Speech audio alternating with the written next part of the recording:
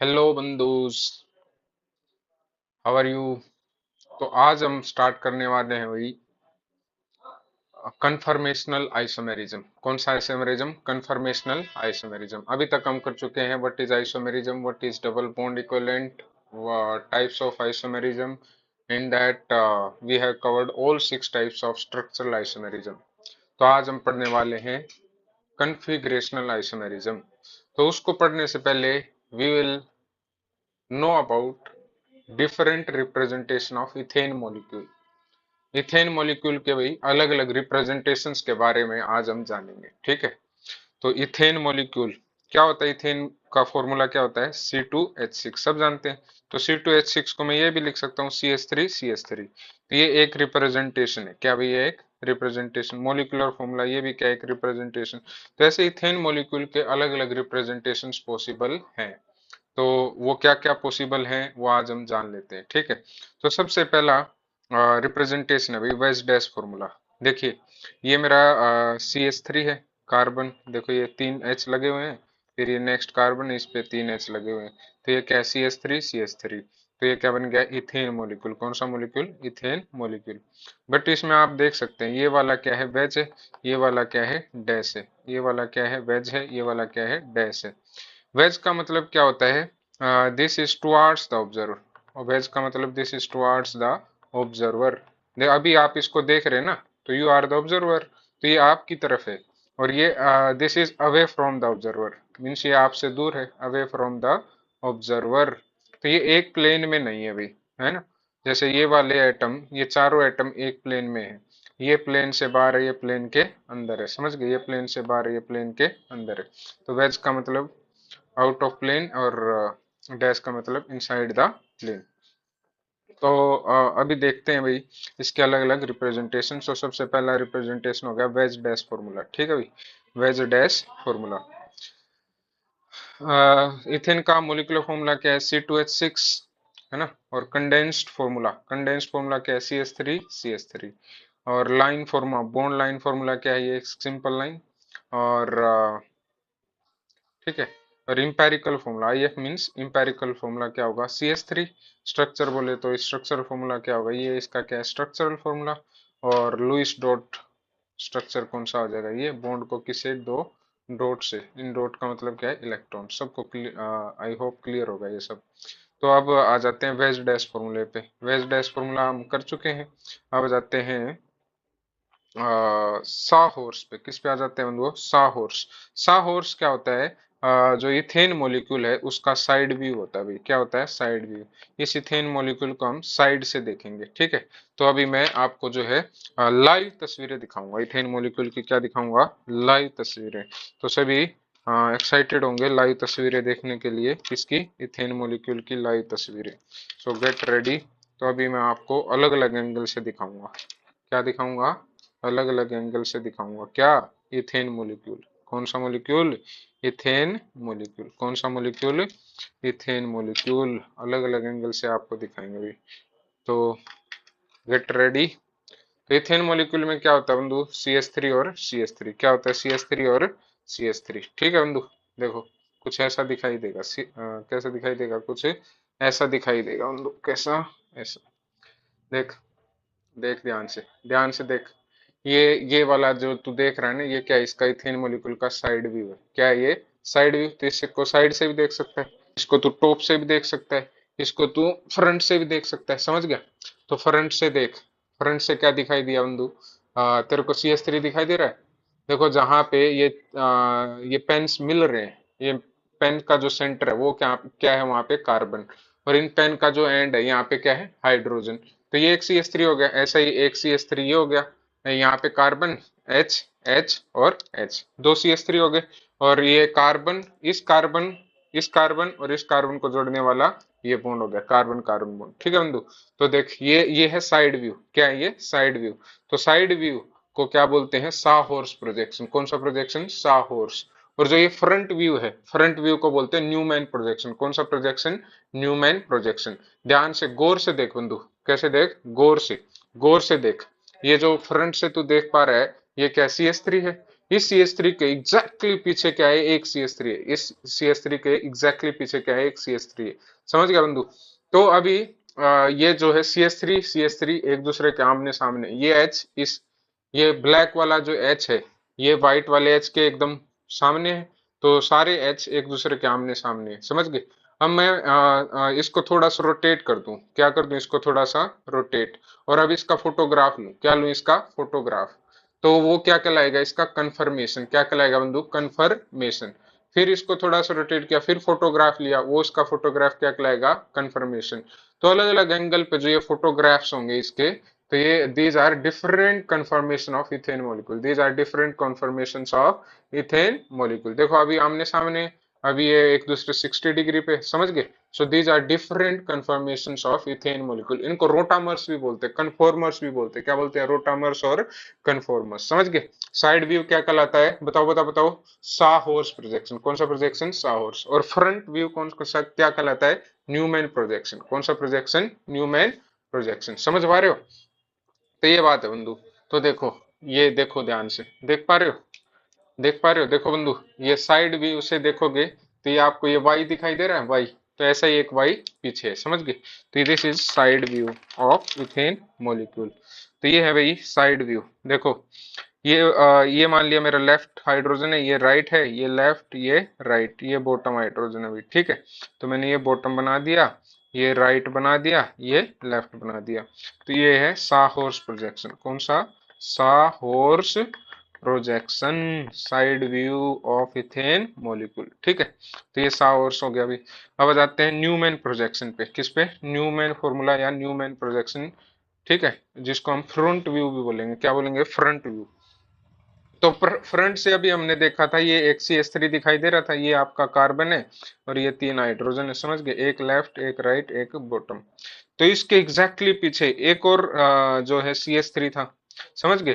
तो जो पीछे वाला जो CH3 है, बैक जो कार्बन था, बैक कार्बन, उसको हम ना ऐसे सर्कल से दिखा रहे हैं भाई। किससे दिखा रहे हैं, सर्कल से। क्यों दिखा रहे हैं ऐसा, क्योंकि देखिए, अगर हम इसको डॉट से दिखा रहे तो बैक वाले को भी डॉट से दिखाएंगे, तो अपन जान नहीं पाएंगे कि इसके पीछे कार्बन है। समझ गए? अगर इसके पीछे मैं ऐसे सर्कल बना दूं, तो इस सर्कल का मतलब क्या है कि इसके पीछे एक कार्बन है। समझ गए? तो ये बैक वाला कार्बन है, ये वाला फ्रंट कार्बन है, और ये तीन हाइड्रोजन है, ये तीन हाइड्रोजन है। तो अब इन दोनों को एक दूसरे के ऊपर रख दिया, इन दोनों को एक दूसरे के ऊपर रख दिया। ये फ्रंट कार्बन है बंधु, क्या है ये, फ्रंट। और ये वाला क्या है बंधु, बैक। बैक कार्बन पे ये तीन CH3 लगे हैं। तो this is called Newman projection. कौन सा प्रोजेक्शन, न्यूमैन प्रोजेक्शन या न्यूमैन फॉर्मूला। ठीक है? ठीक है बंधु। अब एक और होता है भाई, क्या होता है, फिशर प्रोजेक्शन। कौन सा प्रोजेक्शन, फिशर प्रोजेक्शन। ये फिश के जैसा दिखाई देता है। कैसे दिखाई देता है बंधु, फिश के जैसा। कैसे बनाते हैं सर ये फिशर प्रोजेक्शन, थोड़ा बताइए तो देखिए, इसको बनाना बहुत आसान है। क्या, बहुत आसान है। देखो, आपको ये वर्टिकल लाइन होती है इसमें, और ओरिजेंटल लाइंस होती है। वर्टिकल लाइन, ठीक है, वर्टिकल लाइंस जो है ये डैश पे होती हैं। किस पे होती हैं, डैश पे। और एक ओरिजेंटल लाइंस जो होती हैं, ये किस पे होती हैं, वेज पे। किस पे होती है वो, वेज पे। ठीक है?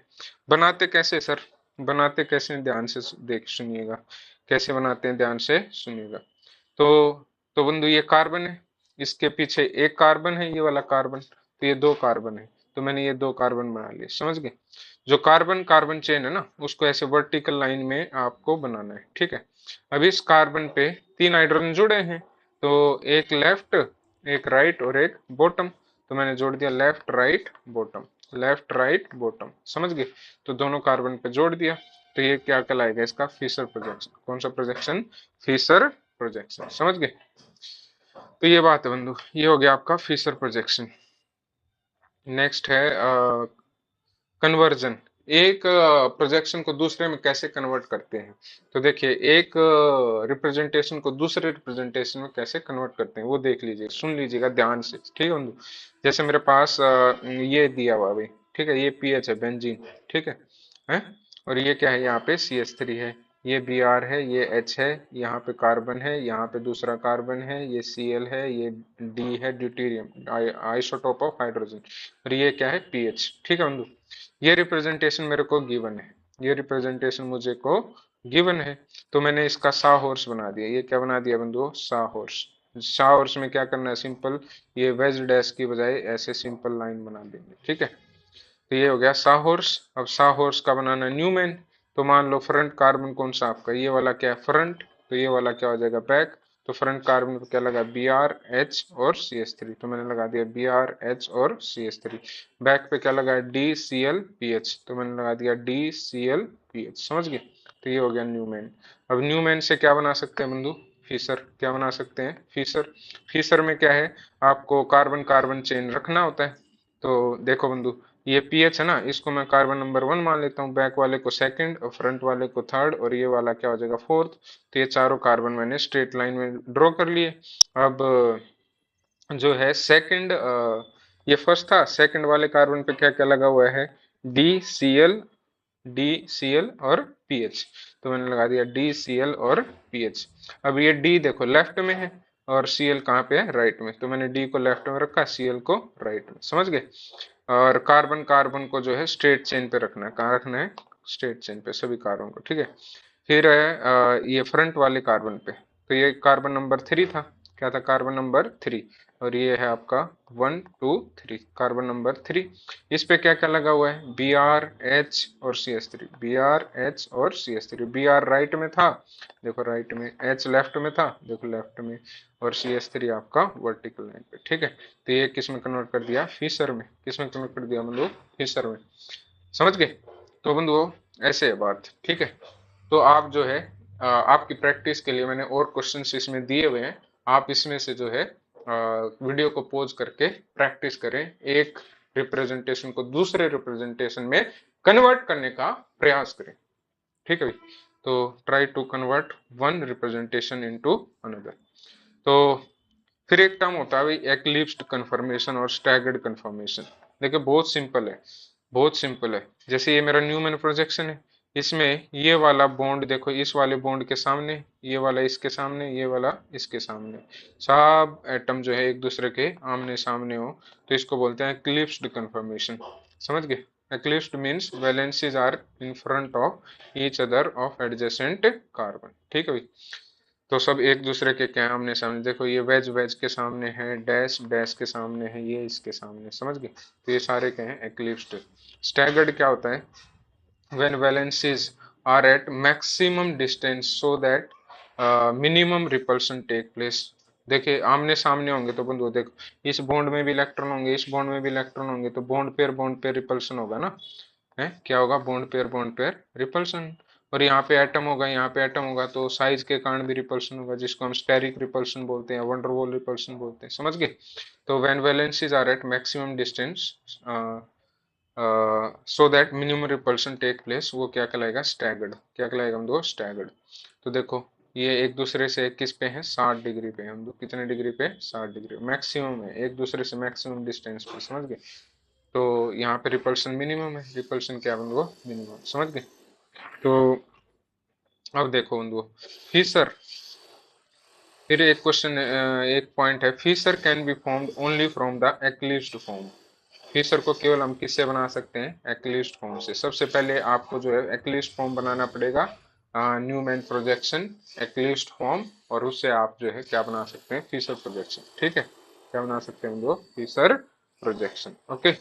जैसे ये वेज डैश फॉर्मूला है, वेज डैश से हमने पहले क्या बना लिया, साहोर, साहोर से क्या बना लिया, न्यूमैन, और न्यूमैन भी कौन सा, एक्लिप्स्ड फॉर्म में, एक्लिप्स्ड फॉर्म से क्या बना लिया, ये फीसर प्रोजेक्शन। खोज करके देख सकते हो, ओके।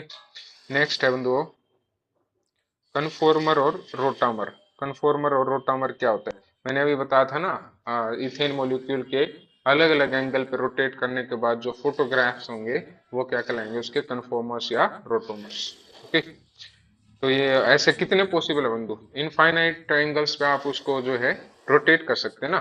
तो इनफाइनाइट रिप्रेजेंटेशन, इनफाइनाइट कन्फॉर्मेशंस पॉसिबल है, समझ गए। So infinite form of same molecule rotate along sigma bond is known as conformation or rotamer.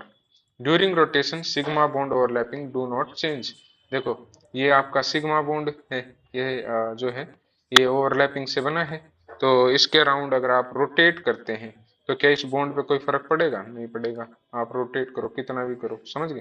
Sigma bond के अराउंड रोटेशन अलाउड होता है, क्या होता है, अलाउड। ठीक है बंधु, bond length bond angle constant रहेगा, उसमें कोई चेंज नहीं आएगा रोटेशन के बाद। ठीक है, सो फॉर कंफर्मेशन, अब जैसे रोटेशन कर रहे हैं हम, रोटेशन के लिए एनर्जी तो लगेगी ना रोटेशन में, तो वो एनर्जी कहाँ से आती है, वो एनर्जी आती है रूम टेम्परेचर से।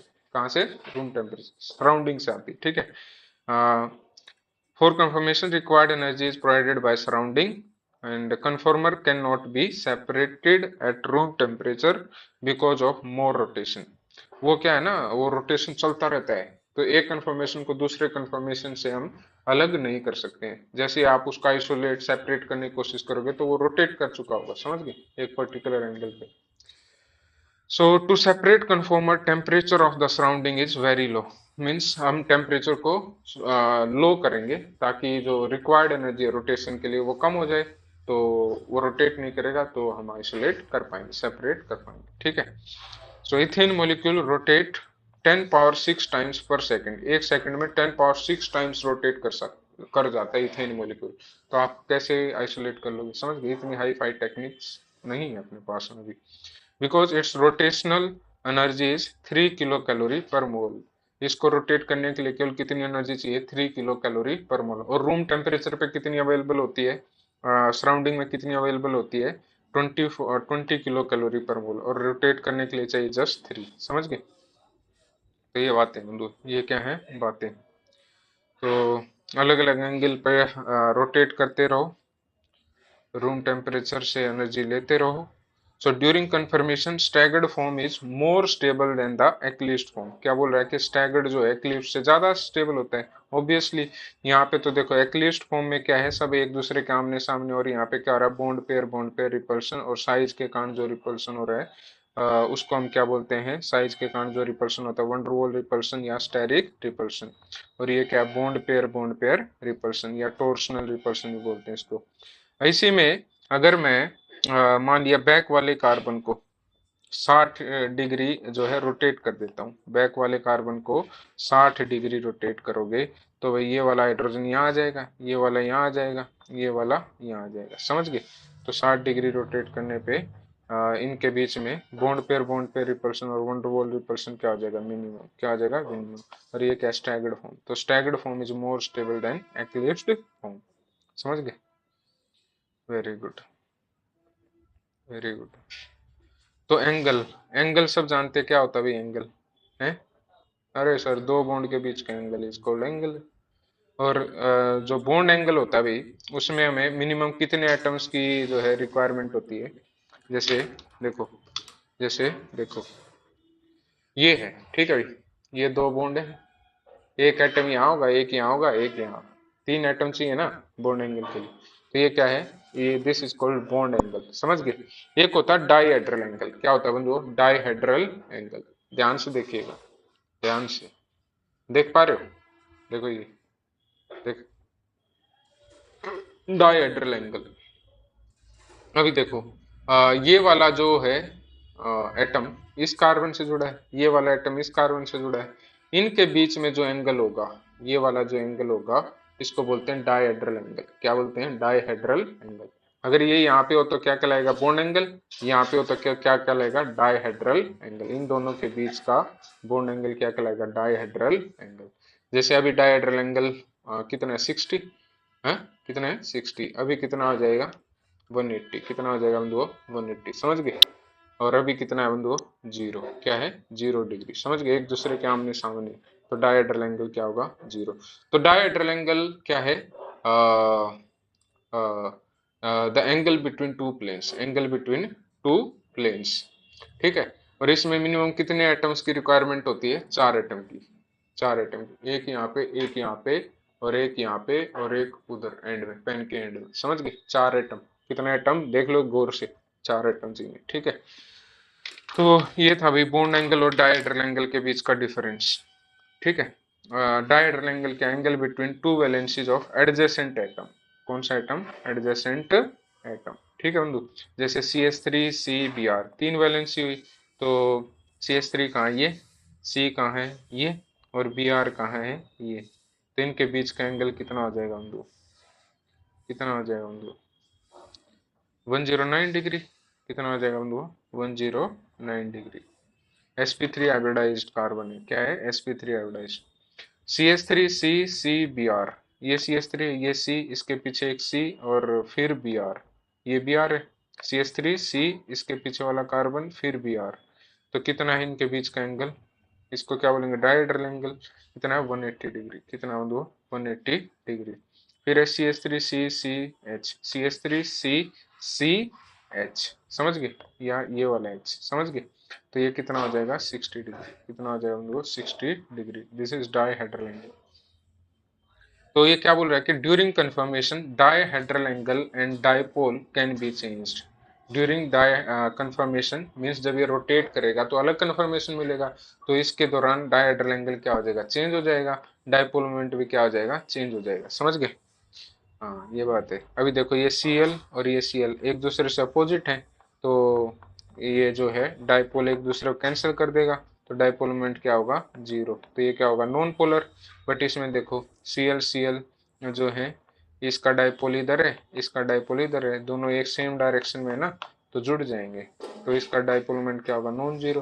तो ये क्या होगा, पोलर। समझ गए, एंगल चेंज होने से देखो क्या हो गया, डायपोल चेंज हो गया, डायपोल क्या हो गया, चेंज।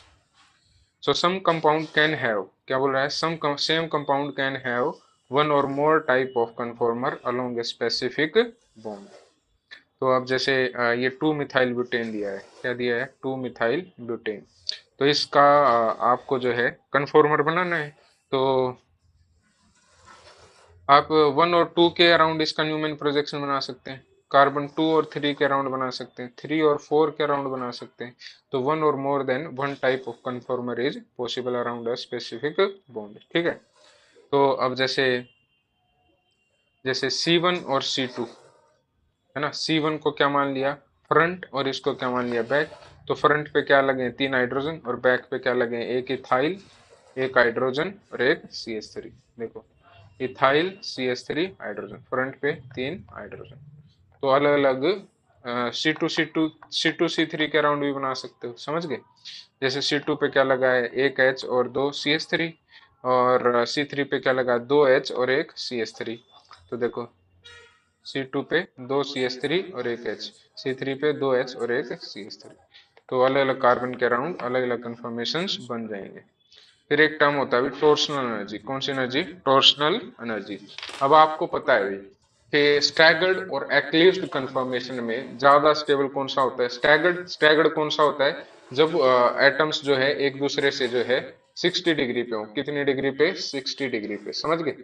तो वो क्या है, स्टैगर्ड। और एक्लिप्स्ड कौन सा होता है, जब आमने सामने हो। कहाँ पे हो, आमने सामने, समझ गए। देखो ये दो उंगली, ये दो उंगली के क्या है, आमने सामने। तो ये क्या है, एक्लिप्स्ड है। क्या बंधुओं, एक्लिप्स्ड। ये क्या है, अब देखो 60 डिग्री पे हो गया ना, तो ये क्या हो गया, क्या हो गया, स्टैगर्ड। तो स्टैगर्ड से अगर आपको एक्लिप्स्ड बनाना है, स्टैगर्ड से क्या बनाना है, एक्लिप्स्ड। मीन स्टैगर्ड ज्यादा स्टेबल है, एक्लिप्स्ड कम स्टेबल है, अनस्टेबल है। तो स्टैगर्ड से एक्लिप्स्ड बनाओगे तो अपने आप बन जाएगा, नहीं बनेगा ना, क्योंकि अनस्टेबल बन रहा है, तो जबरदस्ती बनाना पड़ेगा। तो एनर्जी लगानी पड़ेगी, एनर्जी क्या करनी पड़ेगी, देनी पड़ेगी। तो स्टैगर्ड से एक्लिप्स्ड बनाने में जितनी एनर्जी हमें लगानी पड़ेगी उसको बोलते हैं टॉर्शनल एनर्जी। क्या बोलते हैं बंधुओं, टॉर्शनल एनर्जी। और वो डिपेंड करेगा कि आपका जो एटम्स क्या क्या है, एटम कौन कौन से, समझ गए। जैसे H और H के बीच में रिपल्सन कम होगा, तो वो इजिली स्टैगर्ड से एक्लिप्स्ड बन जाएगा। बट CH3 और CH3 बड़े बड़े मॉलिक्यूल, उनमें रिपल्सन ज्यादा होगा, static repulsion, wonder wall repulsion ज्यादा होगा। तो उनको स्टैगर्ड से एक्लिप्स्ड करने में, कन्वर्ट करने में एनर्जी ज्यादा लगेगी, समझ गए। वो कितनी लगती है, वो अभी मैं आपको बताता हूँ। देखो मान लिया अगर H और H आमने सामने है, डायहेड्रल एंगल क्या है, जीरो। H क्या होंगे, आमने सामने। तो कितनी एनर्जी लगेगी स्टैगर्ड को एक्लिप्स्ड बनाने में, 1 किलो कैलोरी पर मोल।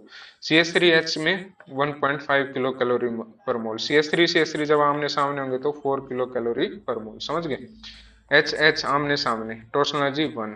HCH3 आमने सामने, टॉर्शनल एनर्जी 1.5। CH3 आमने सामने, टॉर्शनल एनर्जी 4, समझ गए। ये था जब डायहेड्रल एंगल क्या हो, जीरो, मीन्स एक्लिप्स्ड कंफर्मेशन हो, सब एक दूसरे के आमने सामने हो। फिर है डायहेड्रल एंगल कितना हो, 60। तो ये क्या बन जाएगा, स्टैगर्ड। तो स्टैगर्ड फॉर्म में जब ये एक दूसरे 60 पे हैं, देखो CH3 एक दूसरे से 60 डिग्री पे हैं, तो अभी इनका टोटल एनर्जी होगा 0.9 किलो कैलोरी पर मोल। और एच अगर 60 पे है तो रिपल्शन बहुत कम होगा, तो इसको ऑलमोस्ट जीरो ले लेंगे, समझ गए। CH3H भी अगर 60 पे है तो ये भी, इसको भी ऑलमोस्ट नेग्लेक्ट कर देंगे, क्या कर देंगे हम लोग, neglect. So this is how we can find out the torsional energy. कौन सी एनर्जी, टॉर्सनल एनर्जी, ठीक है भाई। तो अब question, draw the energy profile diagram of ethane molecule. Ethane molecule या इथेन कन्फर्मेशन का क्या बनाना है, एनर्जी प्रोफाइल डायग्राम। कौन सा डायग्राम, एनर्जी प्रोफाइल डायग्राम। तो यहाँ पे देख सकते हैं, ये है आपका Newman projection of ethane molecule, Newman projection of ethane. तो आपने क्या किया यहाँ पे, जो बैक कार्बन है उसको 60 डिग्री से घुमा दिया, तो ये कंफर्मेशन बन जाएगा। इसको 60 से और 60 से घुमाओगे तो ये बन जाएगा, और 60 से घुमाओगे तो ये बन जाएगा, समझ गए। तो ये बनता जाएगा। तो अभी इसकी टॉर्सनल एनर्जी निकालेंगे, क्या निकालेंगे बंधुओं, टॉर्सनल एनर्जी। टॉर्सनल एनर्जी निकालो इसकी। तो आप अभी एच आमने सामने, तो टॉर्सनल एनर्जी क्या होगी, 1, यहाँ पे 1, यहाँ पे 1, तो टोटल कितनी हो जाएगी, 3। ये अभी 60 पे है तो टोटल क्या हो जाएगी, 0। अभी आमने सामने तो कितनी हो जाएगी, 3, 60 पे है तो 0। तो देखो पहले 3 फिर 0 3 0 ऐसे चलता जाएगा, समझ गए। So this was energy profile diagram of ethane. ऐसे ही आप ब्यूटेन का बना सकते हैं, पोज करके आप चेक कर सकते हैं, ठीक है भाई। तो चलो ये मैं बता ही देता हूँ, ठीक है भाई। किसका बता देता हूँ, ब्यूटेन का बता देता हूँ, बता दूँ ब्यूटेन का। तो अभी मैं जैसे ये 1 कार्बन नंबर 1, ये 2, ये 3, ये 4, तो C2 और C3 के राउंड में इसका न्यूमैन प्रोजेक्शन बना रहा हूँ। तो न्यूमैन प्रोजेक्शन बनाएंगे तो कुछ ऐसा बनेगा। तो अब इसकी टॉर्सनल एनर्जी देखो यहाँ पे कितनी है, 1, ये कितना 1, ये 1, ये कितना है बंधु, 4। CH3 आमने सामने तो कितना होता है टॉर्सनल एनर्जी, 4। तो टोटल हो जाएगा 6। सब एक दूसरे के आमने सामने, तो ये क्या है, एक्लिप्स्ड कंफर्मेशन। अब यहाँ पे देखो इसको 60 डिग्री से घुमा दिया, बैक कार्बन को 60 से घुमा दिया, तो ये कंफर्मेशन आ जाएगा। अभी CH3 एक दूसरे 60 पे हैं, तो कितना होगा टोटल एनर्जी, 0.9। और एच का तो नेग्लेक्ट कर देंगे, समझ गए। फिर है अनदर 60 डिग्री से घुमाओ, तो ये कंफर्मेशन बनेगा। अभी देखो HCH3 आमने सामने है, तो टोटल एनर्जी क्या होगा, 1.5। HCH3 आमने सामने 1.5, HH आमने सामने 1, तो टोटल कितना आ जाएगा, 4। फिर अनदर 60 से घुमाओगे तो ये कंफर्मेशन आ जाएगा। तो अभी देखो CH3 एक दूसरे के अपोजिट है ना, एंटी पोजिशन पे है, तो कोई रिपल्सन नहीं होगा, तो टोटल एनर्जी क्या होगा, 0। क्या होगा हम दो, टोटल एनर्जी 0। देखो HCH3 60 पे है तो नेग्लेक्ट कर देते हैं, और टोटल एनर्जी 0। तो यहाँ पे ये भी जो स्टैगर्ड है, ये भी स्टैगर्ड है, बट इन दोनों में ज्यादा स्टेबल कौन सा है, ये वाला। कौन सा वाला, ये वाला। क्यों है ये वाला, टोटल एनर्जी क्या है, 0। और CH3 अपोजिट है, इसको बोलते हैं एंटी कंफर्मेशन, समझ गए। और इसको बोलते हैं गोस कंफर्मेशन। कौन सा कंफर्मेशन, गोस। इसमें CH3 अपोजिट नहीं है, समझ गए। तो इन दोनों में ज्यादा स्टेबल कौन सा है, एंटी। फिर आ गया ये इसको बोलते हैं पार्शली एक्लिप्स्ड कंफर्मेशन, पार्शली एक्लिप्स्ड। देखो मैक्सिमम अनस्टेबिलिटी कब होता है, जब CH3 आमने सामने होता है। अभी CH3 सभी आमने सामने तो हैं, बट इसमें CH3 आमने सामने नहीं है, तो ये इसलिए पार्शली एक्लिप्स्ड बोल रहे हैं। इसमें देखो सभी आमने सामने हैं, और CH3 भी एक दूसरे के आमने सामने, maximum repulsion, maximum total energy, इसको बोलेंगे फुल्ली एक्लिप्स्ड। क्या बोलेंगे, फुल्ली एक्लिप्स्ड। ये गोस, ये पार्शली एक्लिप्स्ड, ये एंटी। तो इन चारों में सबसे ज्यादा स्टेबल कौन सा है, एंटी। कौन सा है, एंटी। एंटी के बाद कौन सा होगा भाई, एंटी के बाद कौन सा होगा, गोस। गोस के बाद कौन सा होगा भाई, पार्शली एक्लिप्स्ड। पार्शली एक्लिप्स्ड के बाद क्या होगा, फुल्ली एक्लिप्स्ड। तो अगर मैं इसका वो बनाऊं डायग्राम, तो देखो 0, जब डायरेक्ट ट्रायंगल 0 था तो कितनी टोटल एनर्जी, 6। दिखा देता हूँ कितनी निकाली थी ना, देखो ये रहे 6। फिर 6 से कितनी होगी, 0.9, देखो ये होगी 0.9। फिर 0.9 से कितनी होगी, 4, देखो ये होगी 4। फिर 4 से क्या होगी, 0, देखो ये होगी 0। फिर इसके बाद तो रिपीट करेगा सब, तो ये कुछ ऐसा ग्राफ बनेगा, समझ गए। Energy profile diagram, energy versus direct triangle, okay. तो सबसे ज्यादा स्टेबल कौन सा है, एंटी। एंटी के बाद कौन सा है भाई, गोस। गोस के बाद क्या, पार्शली एक्लिप्स। पार्शली एक्लिप्स के बाद क्या, फुल्ली एक्लिप्स। देखो स्टेबिलिटी ऑर्डर दे दिया, इससे डायरेक्ट क्वेश्चन बनता है, ठीक है। फिर ये क्वेश्चंस दिए हुए हैं भाई, आप जो है पोज करके ये क्वेश्चंस ट्राई करिए, सोल्व करिए। ओके,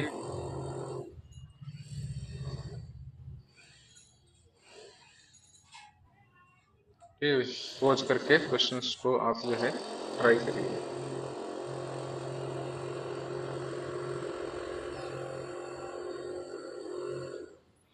तो टॉर्सनोलॉजी क्या है? Sum of van der Waal repulsion plus bond pair repulsion. Van der Waal repulsion को क्या बोलते हैं? स्टेरिक रिपल्सन या स्टेरिक स्ट्रेन, और बॉन्ड पेयर रिपल्सन को टॉर्सनल स्ट्रेन या टॉर्सनल रिपल्सन। ठीक है, और अलग अलग एंगल पे जो है डाइपोल मोमेंट चेंज हो जाता है। अब देख सकते हैं सी एल अपोजिट है तो डाइपोल मोमेंट क्या होगा? जीरो। अभी 60 पे है तो क्या होगा? Dipole moment non zero. तो हीट करने पे एक रोटेट करेगा तो डाइपोल मोमेंट चेंज हो जाएगा। समझ गए? वही कहने का मतलब है यहाँ पे। समझ गए? और समटाइम्स देखो क्या होता है ना, गोस जो है एंटी से ज्यादा स्टेबल हो जाता है। गोस क्या हो जाता है? जनरली एंटी ज्यादा स्टेबल होता है गोस से, but sometimes goes is more stable than anti. क्यों? देखो यहाँ से देखो ध्यान से, ये दोनों क्या है? एक दूसरे से ओ एच 60 पे है तो ये क्या है? गोस। यहाँ पे देखो ओ एच अपोजिट है तो ये क्या है? एंटी। अब यहाँ पे देखो इनमें हाइड्रोजन बॉन्डिंग हो सकती है, तो देखो गोस कन्फर्मेशन में हाइड्रोजन बॉन्डिंग हो रही है, इसलिए गोस ज्यादा स्टेबल है। यहाँ पे हाइड्रोजन बॉन्डिंग नहीं हो सकती तो इसलिए एंटी गोस से कम स्टेबल है। ठीक है, ऐसे ही यहाँ पे ये क्वेश्चन है, इसमें बताना है कि which form is more stable. ठीक है, एक क्वेश्चन जो है आपको बता देते हैं। जैसे इसके अराउंड आप कंफर्मेशन बनाओगे तो ओ एच और ओ सी एस थ्री अब जब 60 पे होंगे, गोस कंफर्मेशन में होंगे, तो इनमें हाइड्रोजन बॉन्डिंग हो सकती है, तो gauche will be more stable than anti. ऐसे ही आप बाकी में बताइएगा। ठीक है, पोज करके प्रैक्टिस करिए। ठीक है, पोज करके प्रैक्टिस करिए, बताइए कौन सा what will be the right answer. ठीक है, ये इसी को गोस इफेक्ट बोलते हैं। गोस इफेक्ट बता दिया आपको। ठीक है बंधु, तो इसमें बताना है which compounds are having zero dipole. तो इनमें से बताना है किन किन कंपाउंड्स में जीरो डाइपोल मोमेंट होगा। जैसे कि इसमें सी एन जो है अपना एक दूसरे का डाइपोल कैंसिल कर देंगे तो इसका डाइपोल मोमेंट क्या होगा? जीरो। ऐसे ही बाकी का आप ट्राई करिएगा, पोज करके, पोज करके ट्राई, पोज करके ट्राई। अब जाते हैं बेयर स्ट्रेन थ्योरी पे। बेयर स्ट्रेन थ्योरी कौन सी थ्योरी? Baeyer strain theory. तो बेयर स्ट्रेन स्ट्रेन थ्योरी क्या है वो? ध्यान से सुनिएगा, कैसे सुनिएगा? ध्यान से। बेयर स्ट्रेन थ्योरी, तो बेयर स्ट्रेन थ्योरी इसमें देखो भाई बहुत सिंपल है। जैसे मेरे पास 3 कार्बन का साइक्लिक चेन बनाना है, तो जन बच्चे ऐसे बनाते हैं, 4 का ऐसे बनाते हैं, 5 का ऐसे बनाते हैं, 6 का ऐसे बनाते हैं। मैथमेटिक्स में तो ऐसे ही करते हैं। अब आपको पता है हर एक कार्बन क्या है? sp3 हाइब्रिडाइज्ड है। sp3 हाइब्रिडाइजेशन के अकॉर्डिंग बॉन्ड एंगल कितना होना चाहिए? 109 डिग्री, बट ट्राइंगल में कितना है? 60 डिग्री। तो क्या हो जाएगा? एंगल स्ट्रेन आ जाएगा। जैसे ये दो यहाँ पे देखो, ये दो एटम है, एक यहाँ पे एक यहाँ पे, ये होने चाहिए तो थे 109 पे, बट अगर इनको मैं 60 पे ले आऊं तो रिपल्सन होगा ना बिंदु। रिपल्सन होगा तो क्या हो जाएगा? अनस्टेबल हो जाएगा। तो इसलिए इनको 109 पे करना पड़ेगा। कितने पे? 109 पे। 109 से 60 पे ले आओगे तो एंगल स्ट्रेन आ जाएगा। क्या आ जाएगा? एंगल स्ट्रेन, अनस्टेबल हो जाएगा। तो इसमें जैसे कितने डिग्री का एंगल स्ट्रेन है? 100, 109 माइनस 60 डिग्री, 49 डिग्री का। समझ गए? और इसमें देखो यहाँ पे जो दो हाइड्रोजन होंगे, यहाँ पे दो हाइड्रोजन होंगे, यहाँ पे दो हाइड्रोजन होंगे, सब 6 के 6 एक दूसरे के आमने सामने होंगे, तो 6 हाइड्रोजन क्या होंगे? एक्लिप्ट होंगे। समझ गए?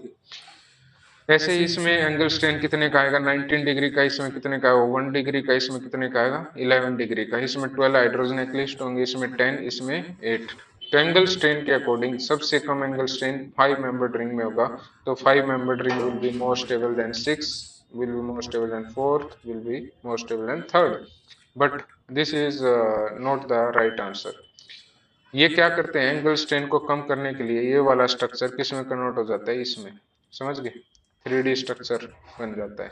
ये तो 2D है, ये 3D में कन्वर्ट हो जाता है। इसको बटरफ्लाई स्ट्रक्चर बोलते हैं। तो ये स्ट्रक्चर बन जाता है to decrease the angle strain, to decrease the angle strain. ये वाला इसमें कन्वर्ट हो जाता है एनवलप स्ट्रक्चर, ये वाला इसमें कन्वर्ट हो जाता है। समझ गए? इसको चेयर फॉर्म बोलते हैं, क्या बोलते हैं, चेयर फॉर्म। तो इसके अकॉर्डिंग सबसे कम एंगल स्ट्रेन इसमें होगा भाई। तो 6 is more stable than 5 is more stable then 4 is more stable then third. समझ गए, 3 मेंबर रिंग। ओके, तो ये बेयर, इसको बोलते हैं Baeyer strain theory, angle strain को कम करता है। ठीक है, तो these are the real structures, real molecules. अब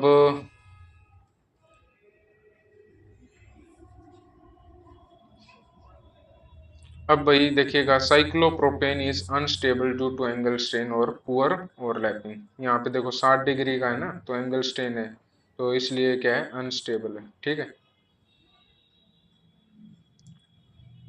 तो ये बोल रहा है कि explain different representation of cyclohexane. Cyclohexane के अलग अलग, साइक्लोहेक्सेन का मॉलिक्यूलर फॉर्मूला क्या होगा ये, कंडेंस फॉर्मूला क्या होगा ये, और line for bond line formula क्या होगा ये, इंपेरिकल फॉर्मूला क्या होगा ये, और स्ट्रक्चरल फॉर्मूला क्या होगा ये, और वेज डैश फॉर्मूला क्या होगा ये, और न्यूमैन कौन सा होगा आप बना लो। मान लिया ये फ्रंट कार्बन मान लिया, ये बैक मान लिया, तो इसके अराउंड हमने ये क्या बना दिया, न्यूमैन प्रोजेक्शन। ठीक है, ये एडवांस न्यूमैन।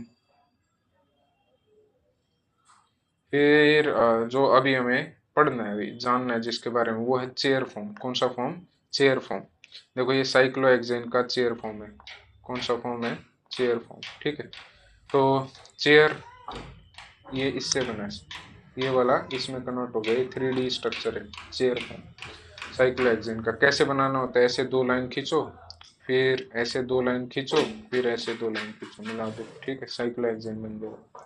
तो इसमें हर एक कार्बन पे देखो दो दो हाइड्रोजन है। हर एक कार्बन पे कितने हाइड्रोजन है बंधुओं, 2 हाइड्रोजन।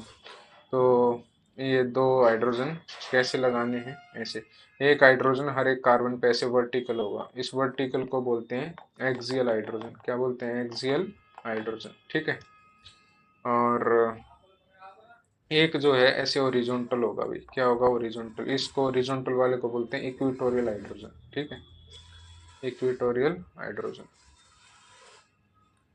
तो इसमें भी अलग अलग कन्फर्मेशंस बनते हैं। इसमें भी क्या बनते हैं, अलग अलग कन्फर्मेशंस बनते हैं। कैसे बनते हैं, थोड़ा जल्दी जल्दी से देख लेते हैं कन्फर्मेशंस कैसे बनते हैं, तो दिखा देते हैं, देखिएगा ध्यान से। देखो बंधु, चेयर देखो, चेयर कुछ ऐसी दिखती है। कैसी, ऐसी, कैसी, ऐसी। देखो ये तो इसकी टांगे है चेयर की, ये बैठने की जगह होती है, और ये साइड वाली जहाँ पे कमर लगाते हैं। समझ गए, तो ऐसा चेयर होता है। समझ गए, तो साइक्लोहेक्सेन का चेयर फॉर्म कुछ ऐसा होता है। तो उसमें क्या करना है आपको, जो ये नीचे वाला है ना, इसको थोड़ा ऊपर उठाओ, तो ये क्या बन जाएगा, हाफ चेयर। इसको क्या बोलेंगे, हाफ चेयर। इसको थोड़ा ऊपर उठाओ, तो इसको क्या बोलेंगे, बोट फॉर्म। कौन सा फॉर्म, बोट फॉर्म। और इसको थोड़ा सा ऐसे ट्विस्ट कर दो, इसको बोलते हैं ट्विस्ट बोट। कौन सा फॉर्म, ट्विस्ट बोट। ठीक है, बोट, ट्विस्ट बोट। और फिर जैसे मैंने पहले इसको ऐसे यहाँ तक उठाया, फिर इसको यहाँ तक उठाया। अब क्या करना है, जैसे ये ब्लू वाला है ना, इसको डाउन कर दो, ये क्या बन जाएगा, इन्वर्टेड हाफ चेयर। फिर इसको थोड़ा और डाउन कर दो, तो ये क्या बन जाएगा, inverted chair. So these are the different conformations possible for cyclohexane. समझ गए, chair, half chair, boat, twist boat, inverted chair, और sorry inverted half chair and inverted chair. ठीक है, दोबारा देख लो, दोबारा। ये क्या है, चेयर, क्या वो चेयर। इसको उठाया, हाफ चेयर। इसको उठाया, बोट। इसको रोटेट किया, ट्विस्ट बोट। और इसको नीचे ले गया तो हाफ चेयर, इसको और नीचे ले गया तो इन्वर्टेड हाफ चेयर।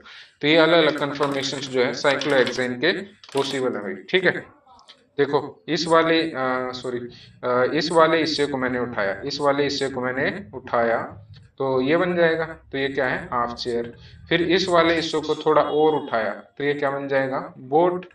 और फिर ये वाले हिस्से को थोड़ा डाउन कर दिया, तो ये क्या बन गया, इन्वर्टेड हाफ चेयर। इसको थोड़ा और डाउन कर दिया, तो ये क्या बन गया, inverted half chair. So these are the different conformation of cyclohexane. तो इनमें क्या होता है बंधुओं, सबसे ज्यादा जो स्टेबल है, सबसे ज्यादा जो स्टेबल है वो है चेयर फॉर्म। सबसे ज्यादा स्टेबल है चेयर फॉर्म। उसके बाद में कौन सा है, ट्विस्ट बोट। कौन सा बोट, ट्विस्ट बोट। फिर बोट, और फिर हाफ चेयर। समझ गए, तो ये ऐसा क्यों होता है, इसमें भी सेम रीजन रहता है, वही एंगल्स, वो क्या बोलते हैं, वंडरवॉल रिपल्सन या static repulsion and bond pair repulsion, ठीक है। तो सबसे कम होता है वो चेयर फॉर्म में और सबसे ज्यादा होता है हाफ चेयर में, ठीक है बंधु। सो सबसे ज्यादा स्टेबल चेयर, फिर ट्विस्ट बोर्ड, फिर हाफ चेयर, ठीक है। ये डायरेक्ट क्वेश्चन पूछ लिया जाएगा। तो चेयर से इन्वर्टेड चेयर बनाना, क्या बोलते हैं इसको, ring flipping. In ring flipping chair form interconvert into inverted chair form. In ring flipping very less conformation due to cyclic system. इसमें बहुत कम कंफर्मेशन है बिकॉज ऑफ साइक्लिक सिस्टम। तो फ्री रोटेशन नहीं हो सकता, ज्यादा रोटेशन करोगे तो रिंग टूट जाएगी, समझ गए। During ring flipping all axial inter convert into equatorial. ये कहने का मतलब क्या है कि जब आप रिंग फ्लिपिंग करते हैं, जैसे ये आपने चेयर फॉर्म था, ये इन्वर्टेड चेयर बना दिया, क्या बना दिया इसका, इन्वर्टेड चेयर। तो ये क्या बोल रहा है कि जो एक्सियल था वो क्या बन जाता है, इक्वेटोरियल। एक्सियल क्या बन जाता है बंधुओं, इक्वेटोरियल, समझ गए। और जो इक्वेटोरियल था वो क्या बन जाता है, axial. All axial convert to equatorial and equatorial convert to axial, समझ गए। और रीजन ऑफ स्टेबिलिटी क्या क्या है वो सब मैं यहाँ पे बता देता हूँ। जैसे यहाँ पे ये हाफ चेयर है, तो इसमें 10 हाइड्रोजन जो है एक दूसरे से एक्लिप्स्ड कंफर्मेशन पे हैं। तो एक दूसरे से एक्लिप्स्ड होंगे 10 हाइड्रोजन, तो क्या होगा, भयंकर रिपल्शन, उससे क्या आ जाएगी, अनस्टेबिलिटी। क्या आ जाएगी बंधुओं, अनस्टेबिलिटी। कौन सी स्टेबिलिटी, अनस्टेबिलिटी। यहाँ पे देखो, ये कार्बन नंबर 1, ये 2, ये 3, ये 4। 1 और 4 पे जो ये हाइड्रोजन है ये एक दूसरे के आमने सामने, तो इसको बोलते हैं 1,4 फ्लैग पोल रिपल्सन। 1,4 फ्लैग पोल रिपल्सन। ये किस में है, बोट फॉर्म में। कौन से फॉर्म में, बोट फॉर्म में। 1,4 फ्लैग पोल।